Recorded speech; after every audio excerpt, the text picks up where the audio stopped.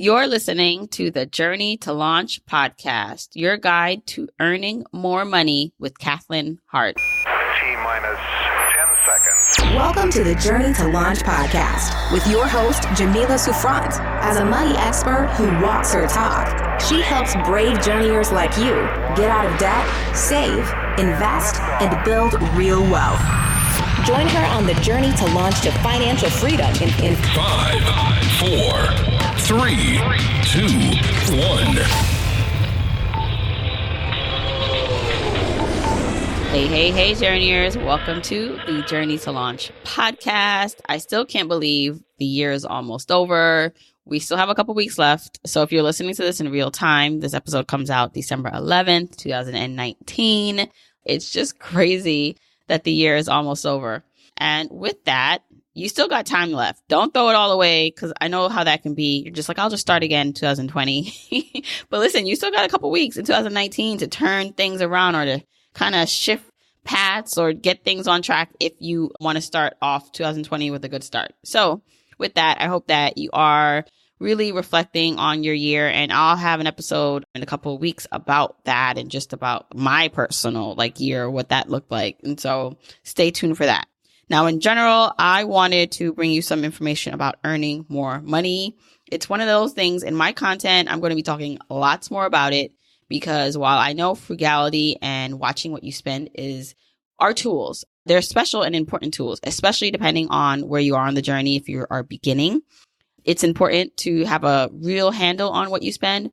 But to me, it's more important to focus on earning more money. And honestly, that's the way that everyone, I have not met a person who basically has not used earning more money.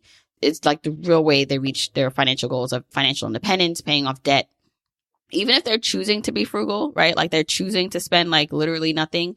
They are accelerating their journey by earning more money. And that's the key. And so I want to bring you more tools and resources and guide you on how to do that in your own lives, whether it's in a career, so a 9 to 5, or whether it is because you are wanting to have a side hustle or you want to have a full-on business, right? So how can you earn more, demand your worth? We're going to talk all about that with Kathlyn Hart, who is an empowerment coach and helps ambitious women dream big, live bold, and really earn more money. And so you'll hear more about Kathlyn, and she really just has a wonderful way in which she can provide steps for you in terms of looking at where you're leaving money on the table, how you can begin to ask for more and believe that you deserve it. And I think that's the biggest thing. Again, mindset. It starts all with our inner mind and how we feel, because unless we really feel that we're worth it, then it's going to feel not aligned to go ask for more or to want more. And then when we even get it, or if we're in the process of doing that, there's so much friction, internal friction, because we really don't even believe that we're worth it. So with that, I'm excited to talk to Kathlyn. Now, if you want the episode show notes, so if you hear anything and you're just like, oh, I missed that, or I wanted to know more, go to the episode show notes. This is episode 130. So go to journeytolaunch.com/episode 130. There, you'll get all the just links and how you can basically connect with Kathlyn and any more information about me and Journey to Launch. So just in case this is your first time listening or you're not on my newsletter list, you need to join. Because one, my newsletter list gets all the good deeds first. They get everything first because it's easier to get things out quickly via newsletter than the podcast sometimes. And so if you want to be in the know, be up for giveaways or just special announcements that the newsletter here is first, go to journeytolaunch.com/join. Make sure you're also following me on social media. I'm at Journey to Launch on Instagram, Twitter, and Facebook. So as always, just screenshot, let me know what you're thinking of the podcast and that you're enjoying it, and share it with your family and friends. I will be reading an Apple Podcast review at the end of the episode. I haven't done that in a while. And literally, I used to ask for these every episode in the beginning, and it still matters to me. So if you listen to this in Apple Podcasts, that's that purple app on your iPhone, please don't forget to review and subscribe to the podcast. I read every single one, and believe it or not, it actually really helps out. I can't tell you how many actually people have said, I was looking for a personal finance show, and I saw this thing called Journey to Launch and saw all the ratings and reviews and thought, this is pretty high. I should check it out. So it matters to me. So if you listen to this and like it and want to help me out by getting more people to listen to it, and then besides, it also helps with potential sponsors and partnerships because they know that you guys are engaged and you care enough to leave a review, please go ahead and do that. So I'll be reading one at the end of the show. Now, without further ado, let's hop into this insightful and amazing conversation with Kathlyn. Journeyers, here's a conversation that you need in your life because the whole goal, obviously, it's not all about making money, but it kind of is. if at least knowing how to ask for what you deserve and what you want. So I have on someone who's going to help us do just that. Kathlyn Hart, who I'm going to call Kat, is going to talk to us about how we, and especially women, can have the mindset and then the tactics to earn more money. Because while money isn't everything, it's helpful when you have it. And it's even more helpful when you are in alignment and commanding what it is that you deserve in this life. So I'm excited to talk to you, Kat. Yeah, I can't wait to dive into this conversation. I'm so excited. Yeah. And so this is your main thing, right? Like you help people, whether it's in their corporate careers or business, earn more money. So talk a little bit about, it's like we all know the importance, but I really just want to start with the importance of why we should not be afraid to earn money in general, right? Like why it's a service for everyone, including our own selves, to earn as much as we can. Yeah. Yeah. I think, that mindset that you quickly touched on of like money isn't everything, or I don't need that much. You talk a lot about blocks on this show. So I think your listeners are super familiar with it, but that was my block for a long time. Like I don't need money to be happy. I kind of grew up not really having much and always seeing my classmates being able to like buy bigger things or go on trips. Like Disneyland was such a dream for me that all of my classmates went to. So there's things like that where I realized, well, there's people that have money and I don't have money, but you know what? I'm happy. Like I'm doing good. So I don't need money to be happy. That transformed as I graduated college. I was working in nonprofit world. And I realized pretty quickly, okay, I don't need money to be happy, but I do need money to live. Going paycheck to paycheck was really, really hard. And all these dreams that I had for my life, like I do want to someday travel. I do want to someday be able to buy a house. All of those started to kind of come crashing down of like, I can't make this possible currently at the paycheck that I'm at. So what am I going to do? So that's when I started kind of shifting my beliefs around money. That's like deep work that takes a long time sometimes. But that's when it began. And when I learned myself how to start more confidently negotiating higher salaries for myself, that's when I started realizing like, wow, this is a powerful conversation that you can have that can lead to tens of thousands of dollars, which long-term can make such a huge impact, not only in your long-term goals, but in your day-to-day life. Yeah. And, it's interesting, this concept that I think a lot of us are not honest with the money talk about how much money we do want and things we really want in life. So some of it is like in a general scope of life, right? Like if you don't have it, it feels better if you tell yourself you don't need it. Yeah. Because then if you don't have it, then you don't need it, then you're fine, right? And until that all bubbles up and you realize like, well, who am I kidding? Like I do want more money. And it's funny, the people who don't need money or have a lot of it come to that conclusion that money is not everything because they're coming from it from a place of security. And it probably for them, yeah, they've seen that money doesn't solve all the problems. And so for them, yeah, they really don't need that money. But I feel like so many of us, and especially women maybe, and especially depending on your culture, like it's not something that is, you can expressly say like, you know what, I want to be like a millionaire. I want to be rich. I want to have more money than I ever could need. Like to say that sometimes, like depending on how you were raised and grew up, can seem or can be perceived as selfish or self-serving and all these like negative things. And so I really think it causes us to not be true with our deep down desires around money. Yeah. Yeah. I think it's easier for us to justify what feels more noble, right? Like to not have money feels like a more noble thing to do where you're kind of like selfless, you're willing to give, you're not going to be, grasping for all these things. And it's harder to justify, I want 2 houses or I want to be able to travel whenever I want because that feels so greedy. That was a big, like a kind of a catalyst for me is I had this list of like, what do I really want in life? And just getting really, really honest. Like I do want to travel the world. Like I do want to have a period of my life where I'm not working and being able to just explore and see and meet people. I do want to someday have a beach house. So all these things are like, you have to first get honest with yourself of if you allowed yourself to have all the desires in the world, what would that be? And then looking at, okay, well, what role does money play in it? So money doesn't become like an evil thing, or it's not something to try to fear, but it's something that can help you to be able to achieve those goals. Yeah. And like lean into that and start having these open conversations with yourself first and then with others who kind of get it, who can support you. And so I want to talk about, and it's so funny, and we can talk about like the differences, but the similarities in earning more, whether you're working for someone else and how to navigate that, and then working and earning more like in a business. Because now that I'm a full-time entrepreneur and business owner, it's the same, but it's different. Yeah.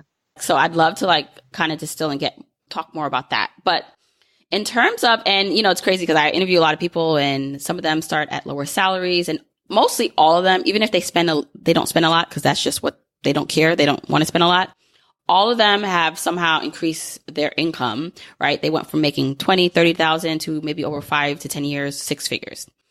And I feel like that is a possibility for a lot of people, right? Whether they're going from job to job, or they're negotiating the salary within their job. So let's talk about navigating like higher salaries and like how we can start doing that. I know that's like a broad question, but what's something that you advise like people to start really looking at if they want to start earning more?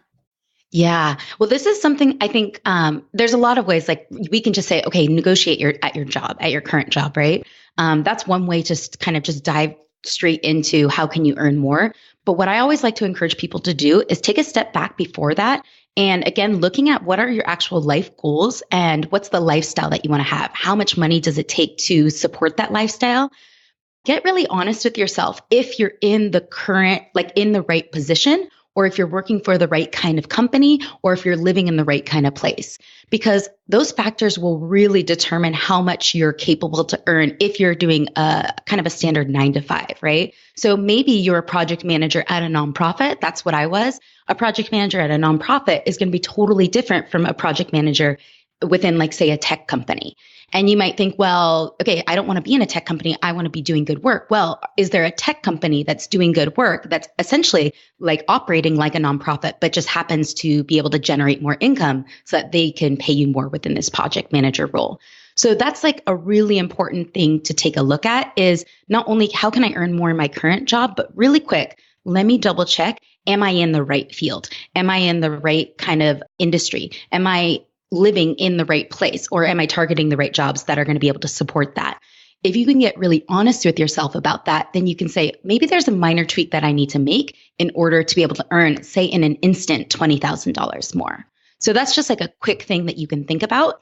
Then after that, they always say like you have to do your research. So that's the not fun part for a lot of people, because you don't want to actually have to go out and either ask people or do the research. But it's really, really about understanding, okay, say for this project manager role, you're currently making $35,000 a year, and you're within this industry, your company size is, say, 50 people. Once you start going online and talking to people, you really have to figure out, okay, am I getting underpaid, or am I about average? And again, it's about having that honest conversation. Okay, if I'm getting paid about average, or I can get a pay bump of, say, 5,000, before you go into that negotiation, you also still want to make sure, is this still the direction I want to take my life, right? Because if an extra 5,000 is not going to radically create the change that you want to see in your day-to-day experience and in those long-term goals, then you have to start thinking, okay, well, what are the companies I need to start targeting so that I can be able to support myself financially through that salary? Mm-hmm. And then in terms of, so let's just say someone sitting right where they are in the company and they have the potential to, even just like from where they are, go ask for more money, right? Because I feel like there's so many people who, if they did that, maybe it's not a huge amount of people, but maybe, I don't know, that if they went and just said, hey, here's what I've been doing, here's what I've accomplished, and I feel like my salary should be this, that would be an instant with maybe some, back and forth, but that is a potential right there to earn money without even switching jobs. Yeah. I mean, because switching jobs is like going to take a lot more energy, and the transition and interviewing and things like that. I think if you're happy where you're at, if you're happy within your position and you are just looking for a little bit of extra money, it's definitely something that's worth going into. And so we can talk about those tactics, but I will say that for the most part, you will always get paid a lot more when you do switch jobs, unfortunately. Yeah. So if you're somebody where you're like, this is not cutting it, you may get, say, a 5%, maybe up to 10% increase with your current job. But if you're looking for that 20% jump, it's something where you often have to leave. Companies will even say, okay, if you leave and then we rehire you, we can do it at that price point, but we can't do it. I don't know. It's kind of rigid in that way, which is frustrating.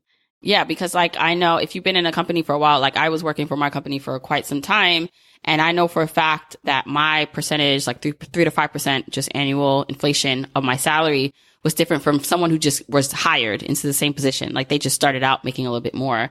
And so I do think that's important. And I did talk to someone recently who said each job, like they switch jobs like every other year just because they just had the propensity to do that. And she said each time she just asked for about 10 to 20,000 more. And that's what's the conversation. And if they couldn't do that, like she would thank them for their time and go somewhere else, like, you know, start interviewing other places where they said that was possible. And that's how she raised her salary from like 35,000 to over 100,000 in this matter of like 6 or 8 years or something. Yeah. I don't want to encourage people to say like, you have to keep leaving in order to go. But I do want everyone that's listening to really just be okay with starting to understand that, because I think another thing that we deal with, especially when we're working women, and you could be a man, it doesn't matter, but it's the guilt of, but they rely so much on me. And like, I would be doing such a disservice to this entire company. Like I'll be letting everyone down by leaving. And you have to remember that at the end of the day, they are a business. And they are treating you like an employee, right? They are paying you what they can pay you to be able to basically maximize their profit, right? Because not in a terrible way, but they want to be able to do business long term. So they're going to be able to give you the salary that is going to be just as low as possible, but without having you try to quit, right? And so if you realize that, you also have to treat your own life like you're the CEO of it. And so if you don't feel like you're getting paid what you deserve within this company, and you don't think long term that you will be getting paid that, don't feel guilty having to leave. You have to do what's right for the business of you, just in the same way that they're doing what's right for the business of them. So I always want to you have to lean into that, because that discomfort of feeling like, oh my God, I'm doing such a terrible thing by leaving is sometimes what you have to do. But going back, if this is a company that say you're really loving it and you just know that you are getting underpaid, the first thing that you need to do is you need to understand by how much, right? And so there are the online places. There's like salary.com, there's Glassdoor, there's PayScale, and there's lots of new ones that are popping up. This is the best place just to start. A lot of people will say, okay, I don't want to go there because, how reliable are these sites? But the reality is that a data point is a data point. And so if you can just go there and begin to start to understand, okay, actually, I could be potentially paid, $5,000 more, that begins to build the confidence in yourself to say, this is a conversation that I can have. So with that information, the next thing that you want to do is really reach out to your network. One of the best places that you can talk to is somebody in your exact field that maybe works for a different company, somebody in your exact field that say recently did a job switch. And so you can get insight from them about what were the kind of salary offers that they got. And then another one is old coworkers. So a person that has already left that company is probably making, they are probably left and are making slightly higher than before. And plus, they don't have any ties to your current company. So they're going to be much more willing to share what they were previously making or an estimate of what you can assume. So one script that I like to share is that you say, okay, I did some research on my role. Here's my experience. Here's some of my accomplishments. And it looks like I can be paid about this. Would you say that's about fair? And they could say, oh, no, I think you can be paid more. Or, yeah, I think that's about the right ballpark. Wait, so you're saying this to the person or like your boss or HR? No, to your person. This is still like research mode. Okay. Yeah, because you want to verify from them whether or not that number that you came up with is actually fair. By getting them to say it, you're not asking them to say, well, how much did you make in this role? Or how much are you currently making now? You're just saying, I've done the research. This is my skills. These are my accomplishments. This is my experience. This is what I think I should be making. Do you think that's correct? With that knowledge, then you can start to come up with what are your numbers. And this is what you'll bring to your boss, right? So with your knowledge, let's say, for example, you did research, you confirmed it with other people, both online and through your network, that you should be actually getting paid $43,000, right? Now, is that $43,000, is that what you want to land on, or is that like the highest possible you could be making? So another thing that you could ask your network is, okay, about $43,000, what do you think would put me on the higher end? Like, what do you think would get me to that next bump? They might say, oh, actually, if you have these skills, or if you were to accomplish this kind of thing, then you could get closer to 48 or 50,000, right? So if you can begin to justify, okay, 43 is probably where I want to land, but I could get up to 48,000, that then becomes the number that you bring to your boss or HR, because you know that it's a fair number, but you're going to anchor higher so that you can fall down and go towards that number that realistically at the end of the day you want to land closer to. Now, if you get that higher number, it's bonus points, but it then leads itself to come down to the number that you actually want, rather than starting at the number that you want and having to kind of sacrifice and go a little bit lower. Right, right. And I think it's so important, like having these open conversations with people, and then just knowing what's out there, right? Because just knowing, right? Even if it's not in your company, but just what other people can make, right? So you might say, okay, I'm, like you said, a project manager here and I earn this. And then you realize that, yeah, depending on the industry, depending on the company, like there are project managers making 4 times, 5 times as much as I do.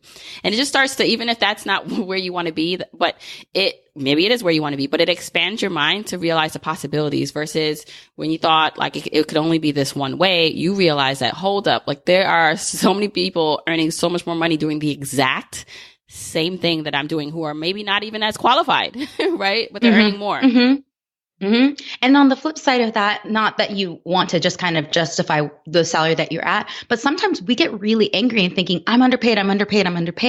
Then you do research and you're actually like, oh, I'm doing okay.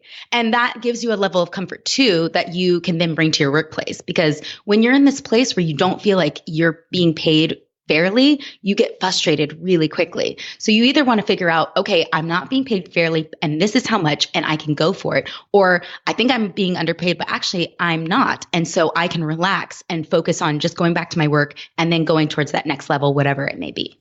Right. Because that stuff can also negatively impact how you interact in the workplace and just energy, right? It's like just if you're angry or upset and have an attitude and whether it's justified or not, right? It's going to impact the way you interact with the people you work with, which would impact then your reputation and then probably will drill down to how much you earn or your potential to earn more in that position. Exactly. Yeah.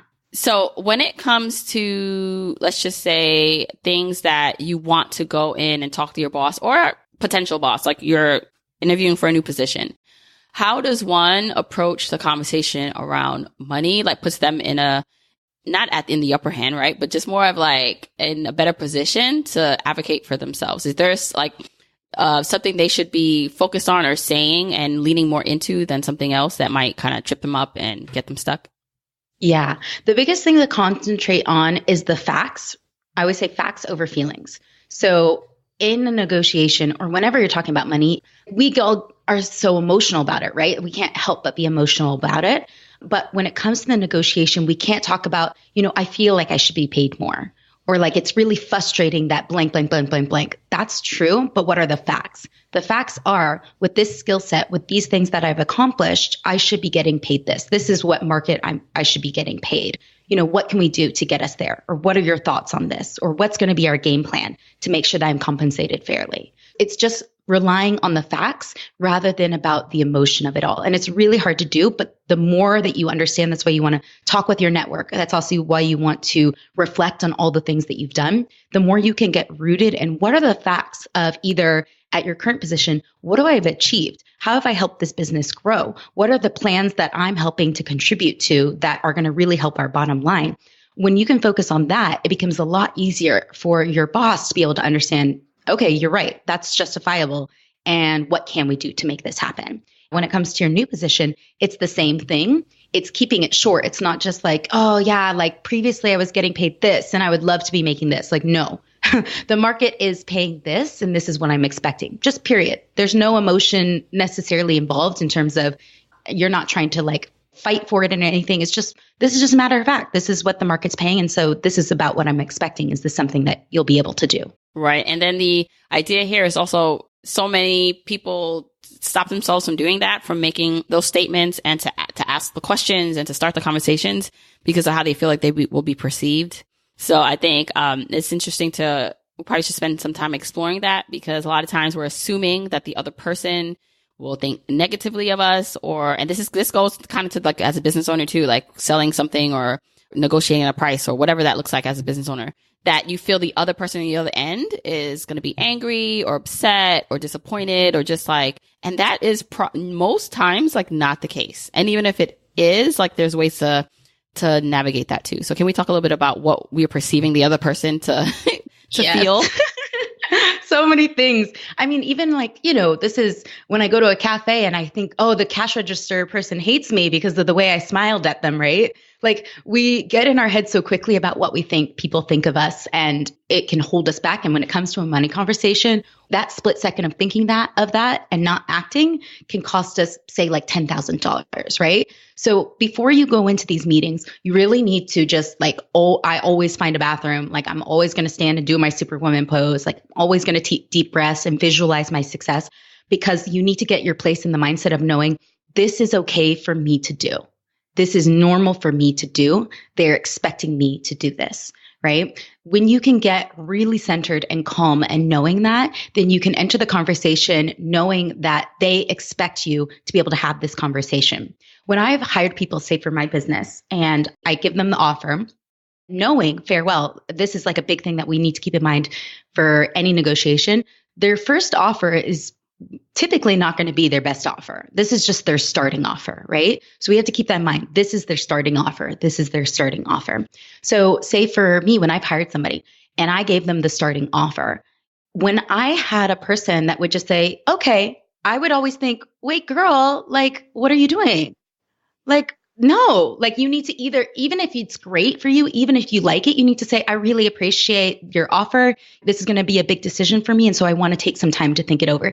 Even just that split second of saying that line will really help you, not only for you to be able to take a step away from this conversation that can get heated and very emotional, and really take just a straightforward look at whether or not this is a good offer. It not only gives you the opportunity to do that, but also in the mind of the person that you're talking to, you've now put yourself in this position where they think, wow, they know their value. They don't make rash decisions, and they are very thoughtful with everything that they do. So already you're being seen in a better light, right? So knowing that from the point of view of me being a business owner, and that's the person I hire, you also have to think about that when, say, you're talking to the HR manager or the boss that's potentially hiring you, right?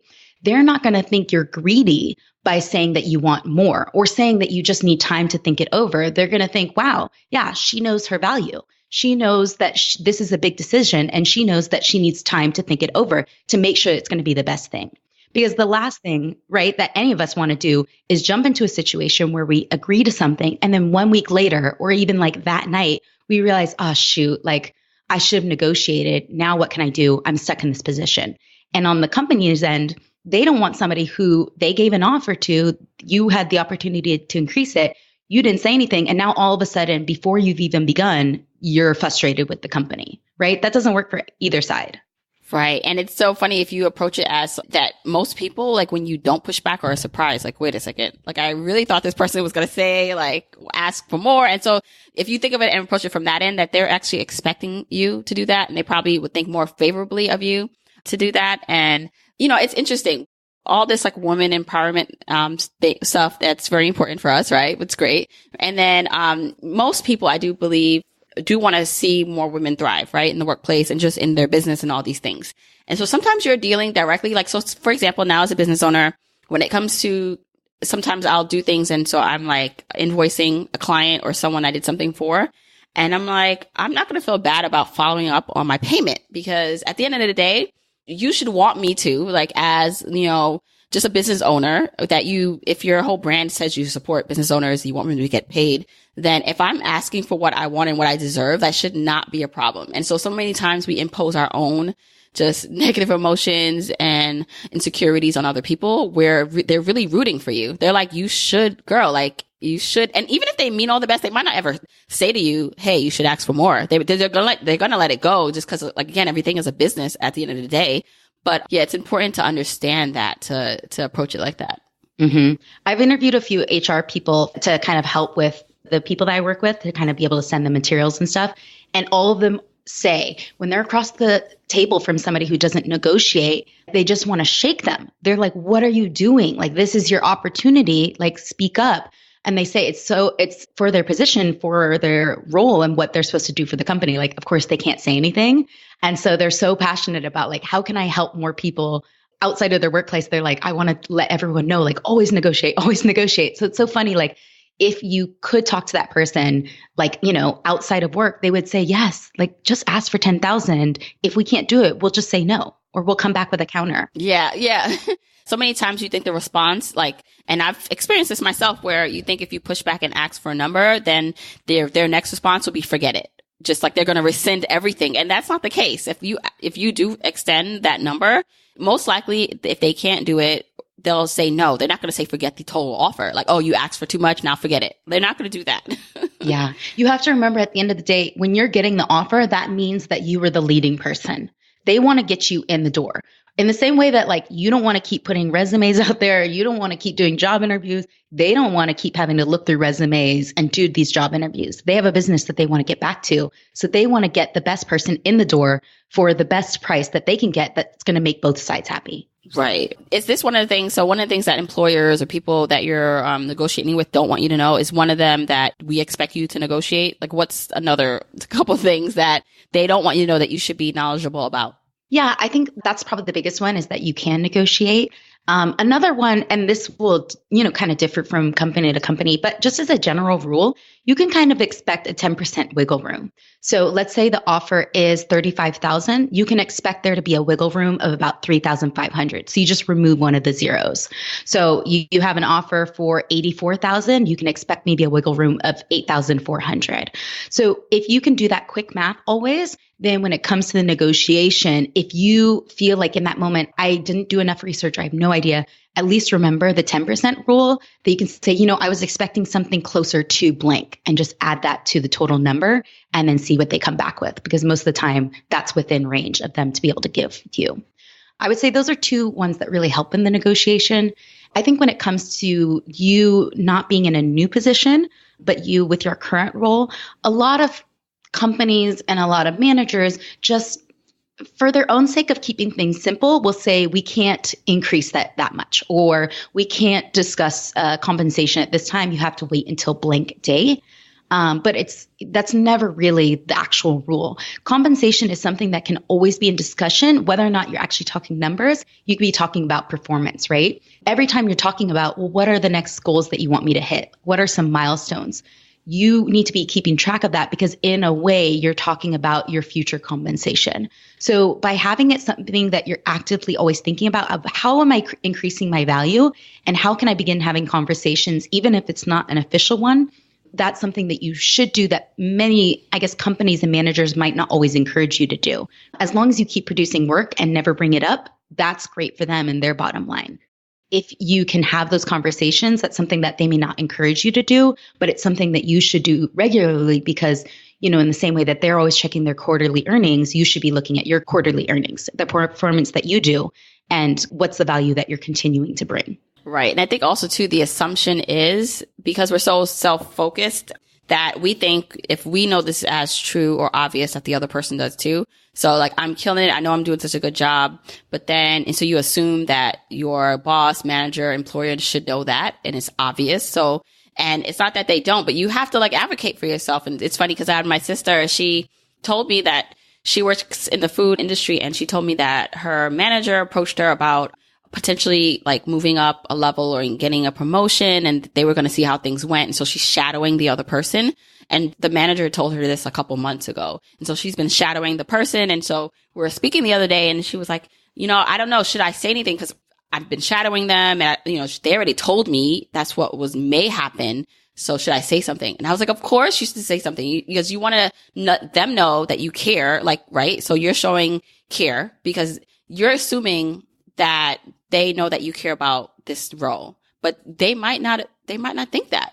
So when you say to them, hey, we had this brief conversation. I'm really still interested in this position. Just want to understand what that may look like, and how much longer you think it would take for me to do this or get to that level based on this. Right. And she was just like, yeah, I figured that, because in her head, she's like, well, I'm doing such a great job. Like, shouldn't they just know that that's what I want? I'm like, no, they don't know that.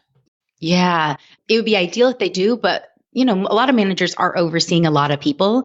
And so on top of their own work and trying to make sure that they're hitting all of the milestones that they need to hit, right? They have to they can't keep track of everyone else's. So we need to voice it. So simple ways is, when you're talking with your boss and they're like, how's it going? Instead of just being good, be like, great, we just closed blank, or we just wrapped up this, or, oh, last quarter we're only doing this. Now this quarter we're doing this. Or even if it's the amount of people that you're teaching, yeah, we just had a new person go on board. I've been really helping them to understand this. And these are some of the things that they've been able to achieve. So it's about learning how to talk about what you do in a way so that you're sharing it rather than feeling like, oh, I'm trying to boast too much. I'm trying to kind of toot my own horn. No, you want to keep people in the know as much as possible about what's going on, what you're doing. And in the same way, what happened with your sister, anytime you take on new responsibilities, you need to communicate that with them in terms of, oh yeah, is this something that you want me to be doing long-term? I'd love to talk about, what does that mean for me, including compensation, right? Because a lot of times too, when we're thinking, oh, what a great opportunity, they're going to have me do this wonderful thing, we just want to take it and accept it, feeling like they're doing us such an honor. But in the reality of things, we're taking on extra responsibilities that they are paying us less than they would have to pay somebody else for. So we always have to be in discussion about, great, I'd love to take that on. Let's have a talk and sit down about what this means for my position. Right. All right. So this is wonderful, great tips and things people can start doing right now and moving forward. So let's talk a little bit about business owners, entrepreneurs, even side hustlers that have a service or just something that they're selling or doing and bringing into this world. I said it in the beginning, for me, it's been a switch and pivot on working for someone else and kind of, there were income limits and it's based on the role and there's these income bands that they had and we got bonuses every year, but it was kind of it was expected and I got paid even if I had a bad day, if I didn't, I would always hit my goals and do really well, but it was really just a more consistent kind of income that you just got versus as a business owner, you now are your own boss, you make your own rules, you set your prices.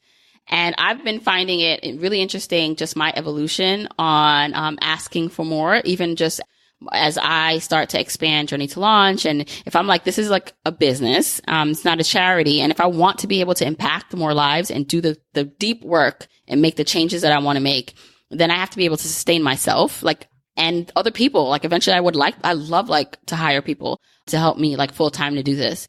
So with that, I know we have a lot of entrepreneurs listening and people who want to start businesses.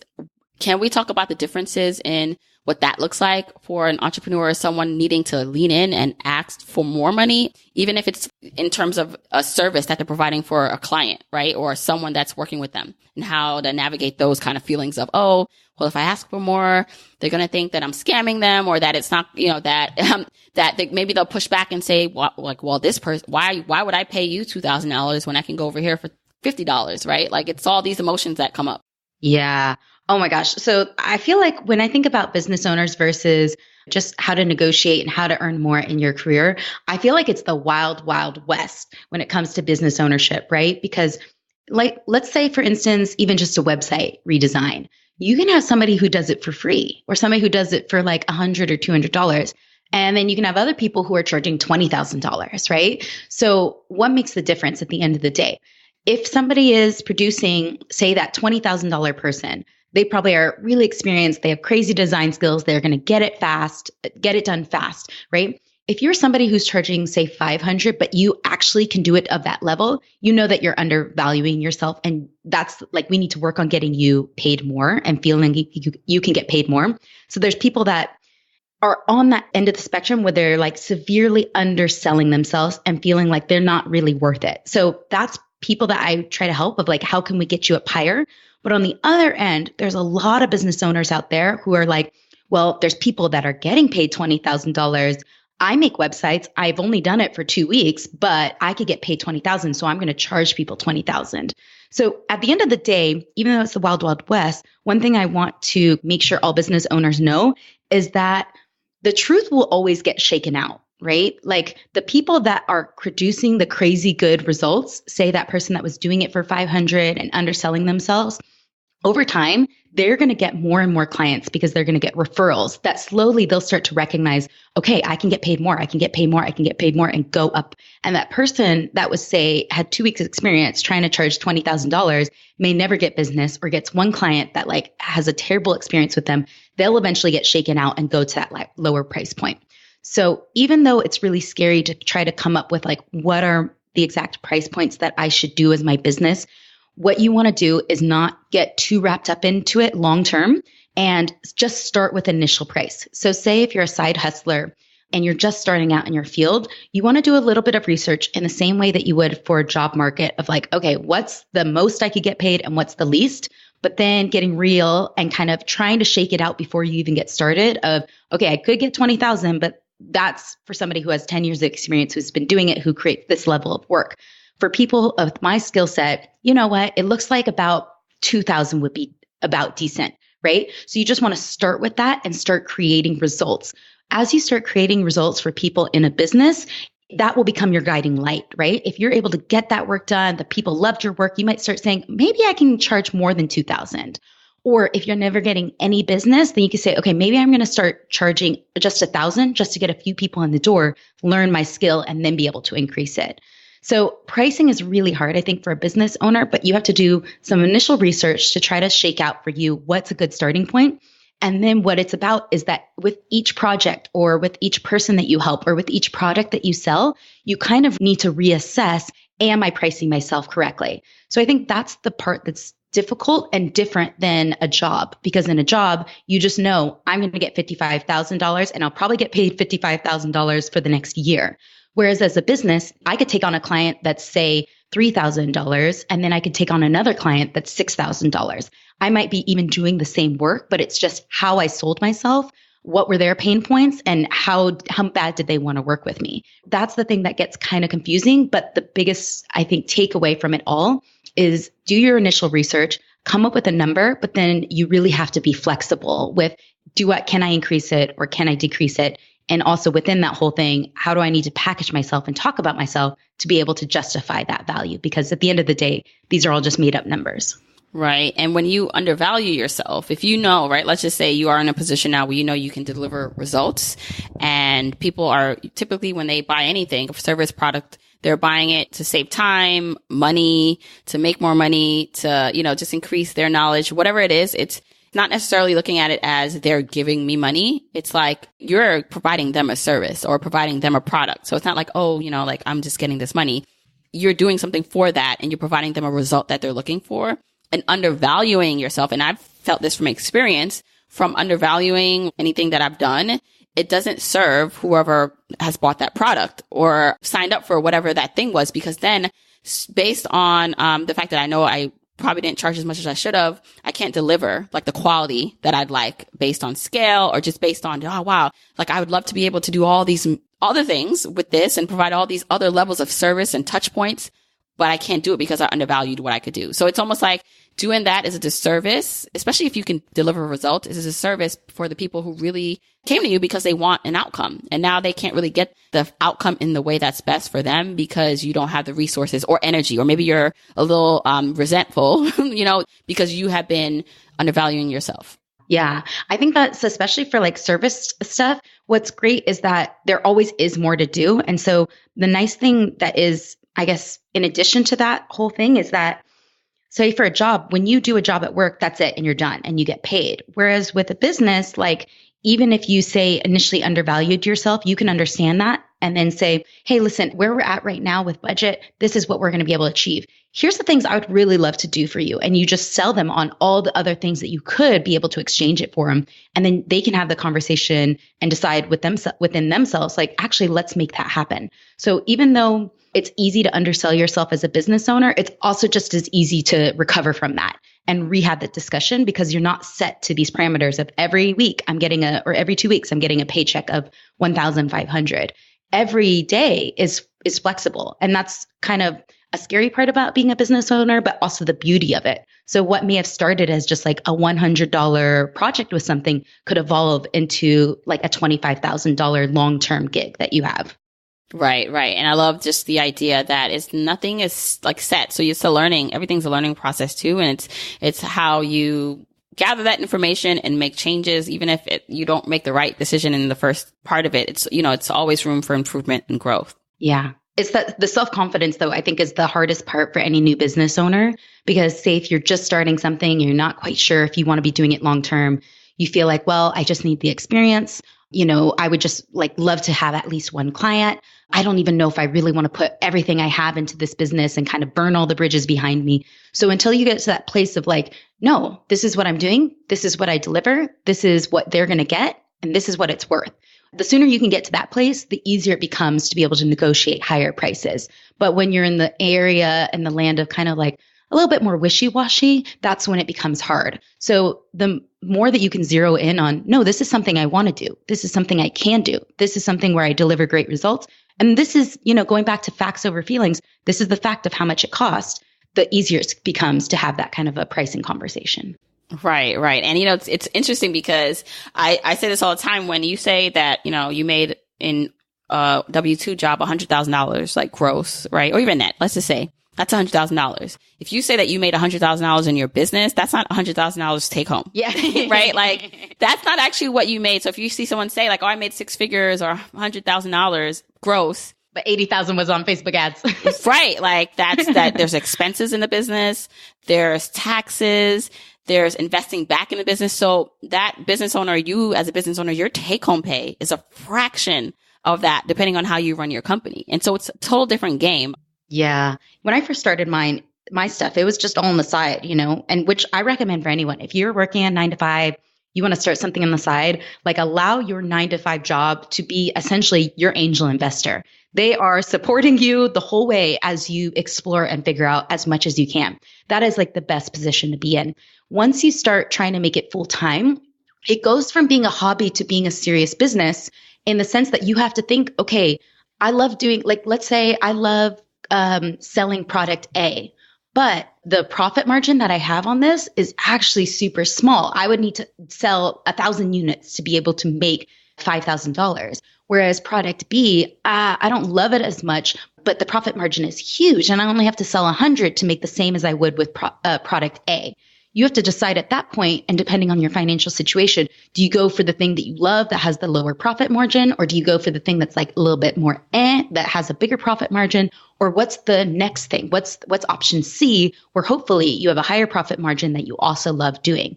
So we can get so caught up in, oh, I'd love to do a business on this, and you can totally do a business on anything and just be able to make, a few $100s. There's nothing wrong with that. And I think that's incredible and something that we should all try to do.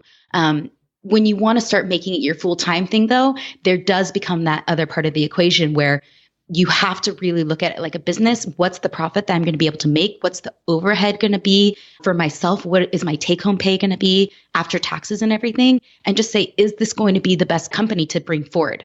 So when we think about it, we've all been to a shop where a brick and mortar shop, where what? These are awesome people. They love what they do, but nobody is in here. No one's buying it. And you just feel a little bit bad for them. And then they eventually close down, right?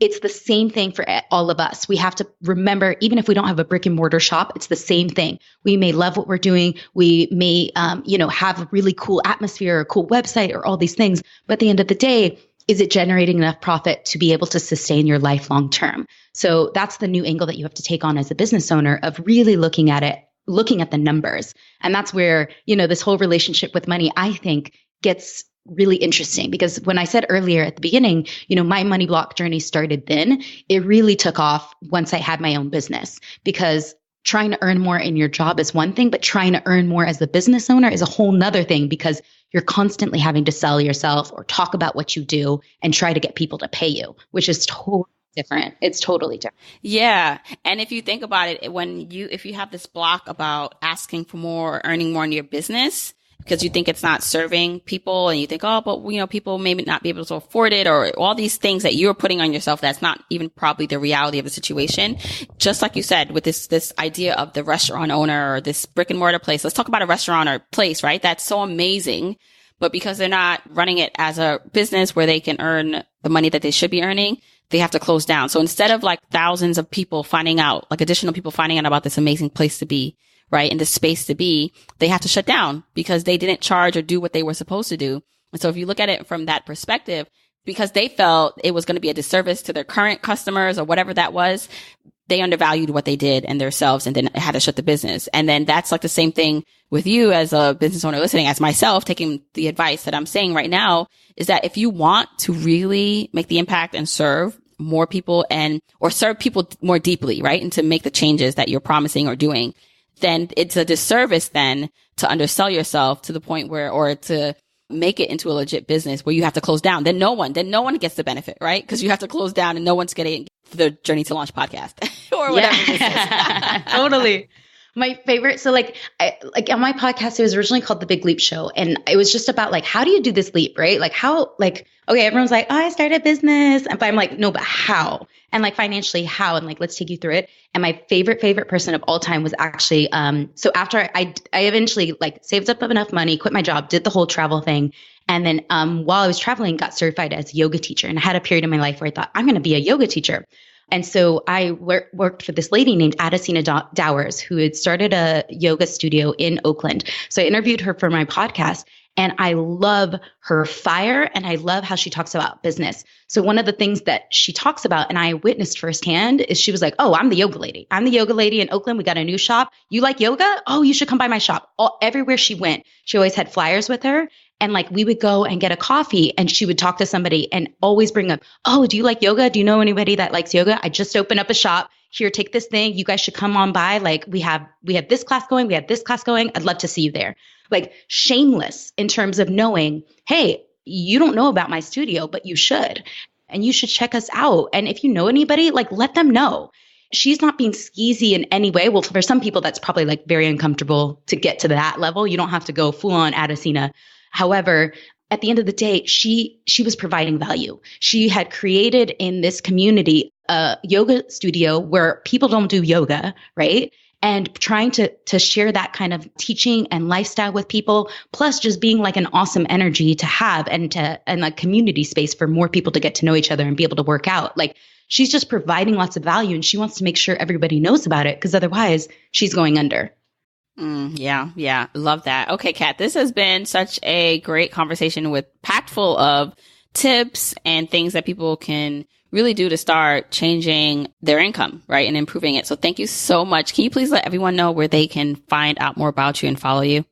Yeah. My main hub is kathlynhart.com. I actually got married recently. So I don't know if I'm. Oh, congratulations. Thank you. I don't know if I'm going to change my name, but it's kathlynhart.com. It'll probably forever be, because Hart is my middle name. So kathlynhart.com is my main hub.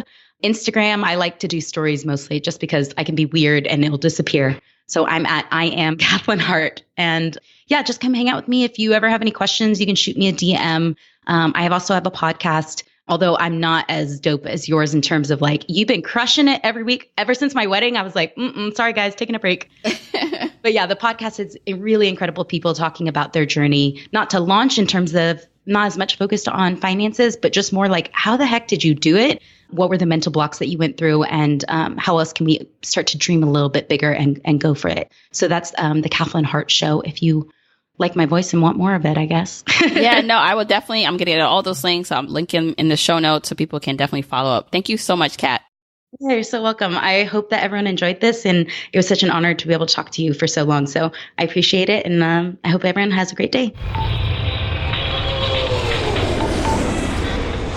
I hope you enjoyed and got a lot of tips, actionable tips for yourself in this conversation with Kathlyn. Again, as I said, I am all about earning more money. I think it's something we should be talking more about in personal finance. And what I will be doing is talking more about it on my content and in my podcast. So just stay tuned for more resources and help around that, because literally like that is the way to your goals, is earning more money. And so having the confidence, giving yourself that permission, which we often don't do, to earn, right? If you think it's like not a good thing or there's some negative connotations that you associate with money, like it is subconsciously holding you back from really earning your worth. So I hope you got some good tips from what Kathlyn was saying. Again, if you want any of the episode show notes, go to journeytolaunch.com/episode 130. Also, don't forget to follow me on all social media. I'm at Journey to Launch. And as I said, I'm going to read a review from Apple Podcasts. So remember, you can listen to this podcast literally anywhere. If you happen to listen on your iPhone in the purple app, then you can subscribe and leave a review. And so this is going to be one of my latest podcast reviews that I'll share with you. Okay, this is from Michelle Coleman. She says it's a must listen. She says, love, love, love this podcast. Although the premise of the show is about becoming financially independent, the underlying message is about changing your mindset. And she proves this over and over again by having people from all walks of life that may have never heard of being financially independent talk about how their mindset bolted them into success. Her interviews are motivating, and I love that she approaches each interview with the intention of reaching an underserved community. I can't recommend this podcast enough. Keep it up, Jamila. Thank you, Michelle, and I will most definitely be keeping it up. And, so again, as I always say, I'm really excited about what's to come for Journey to Launch. I would not have made it this far without you guys. I just want to let you know, without you sharing the content and sharing it with your family and friends and giving me feedback about what you like about it, because it really, again, keeps me fueled to keep going. So with that, I will speak to you next week. Remember, new episodes drop every Wednesday. Make sure you're subscribed wherever you're listening so you don't miss it. And I'll speak to you next week. All right. Until then, keep on journeying, journeyers.